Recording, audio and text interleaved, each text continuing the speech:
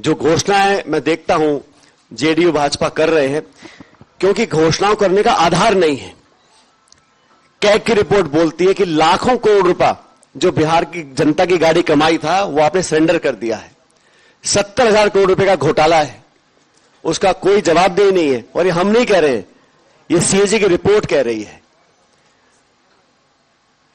2/3 बिहार के लोग 65 रुपए से कम पे अपना जीवन बिता रहे हैं।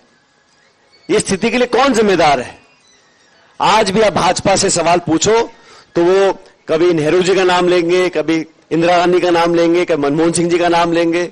लेकिन 11 साल से सत्ता में बीजेपी केंद्र में है और लगातार 20 साल से यही शासन चल रहा है जो आज पटना में शासन है। किसकी अकाउंटेबिलिटी है? कौन जवाब देगा? मैं ऐसा मानता हूं कि हमारा गठबंधन दुनिया भर के दुष्प्रचार के बावजूद भी जनता के कटघरे में खरा साबित हो रहा है और जो बदलाव की सुगबुगाहट पहले दिखती थी आज वो सुनामी में तब्दील हो चुकी है। और प्रचंड बहुमत के साथ हमारा गठबंधन यहां पे सरकार बनाएगा और जो जो वादे हम लोगों ने किए हैं, हमारे गठबंधन ने किए हैं, उन सबको करेंगे। और सबसे प्रमुख, सबसे बड़ी जो प्राथमिकता हमारी रहेगी वो नौजवानों को लेकर रहेगी।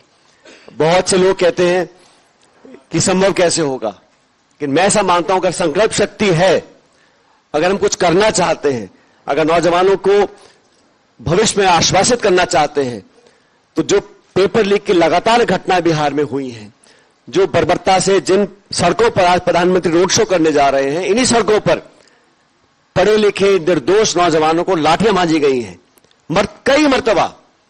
और ये एक तरह का एक यहां ट्रेंड बन गया कि पेपर लीक हो, बच्चे सड़कों पर आए, लाठीचार्ज हो, उनको चोटें लगे, उन पर केस लगाए जाएं, उनके जीवन को अंधकार में धकेला जाए। इन सब पर विराम लगाने के लिए, बिहार के लोगों के जीवन को बेहतर बनाने के लिए मुझे लगता है हम सब लोग साथ आए हैं। और हमारा गठबंधन जो हम लोगों ने उम्मीदवार दिए हैं, जो प्रचार हम लोग कर रहे हैं, जो वादे हम लोग जनता से कर जा रहे हैं, उन सब पर खरा उतरेंगे और एक अच्छे बहुमत के साथ उस उम्मीद पर जिस बिहार के लोग जो चुनाव में मतदान करेंगे 6 और 11 नवंबर को और 14 नवंबर को प्रचंड बहुमत लेकर हम लोग जनता की सेवा के लिए तैयार रहेंगे। इसलिए मैं भाजपा के जो बैसाखी है, हम सब जानते हैं कि जो भाजपा का संख्या बल लोकसभा में है वो बहुमत का नहीं है।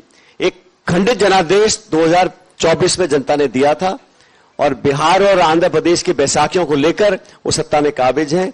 इसलिए आपस में तालमेल कर किसी भी हालत में सत्ता छोड़ना नहीं चाहते। लेकिन जनता सबसे ऊपर है, मतदाता सर्वप्रिय हैं, उनकी जो मोहर लगेगी वही व्यक्ति, वही दल सत्ता में आएगा। और मुझे पूरा विश्वास है, बड़ी विनम्रतापूर्वक कहना चाहता हूं कि हमारा कैंपेन, हमारी सोच, हमारे वादे, हमारा जो गठबंधन है वो सबसे बेहतर निकलेगा और 14 तारीख को हम लोग सरकार बनाएंगे।